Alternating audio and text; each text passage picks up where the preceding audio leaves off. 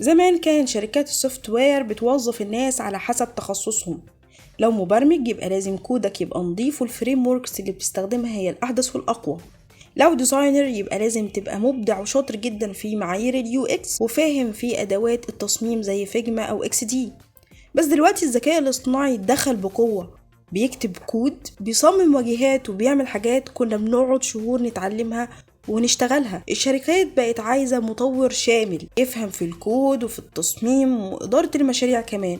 طب انت كمبرمج هتتعلم ده كله منين وانت لسه مبتدئ وعايز تشتغل؟ الحاجات دي بنتعلمها واحنا بنشتغل اوريدي. احنا بقى في شركة سعي الرقمية كشركة تطوير سوفت ويرز قررنا نكشف الستار عن مراحل انتاج السوفت وير كلها، وعملت لك سلسلة كاملة هتمشي معاك خطوة بخطوة وهتديك كل المهارات الأساسية عشان تلاقي وظيفة أحلامك. من أول تخطيط المشروع باستخدام معايير الأجايل وأداة جيرا، لتصميم تجربة المستخدم باستخدام أداة فيجما، لتطوير الواجهة الأمامية باستخدام الرياكت والبوتستراب، ولحد كمان تصميم الواجهة الخلفية باستخدام الكلاود كومبيوتنج سيستمز. كل ده بالتطبيق على مشاريع سوفت وير حقيقية من قلب الشركة عندنا. السلسلة دي هتجهزك لسوق العمل الحقيقي. يلا نبدأ الرحلة.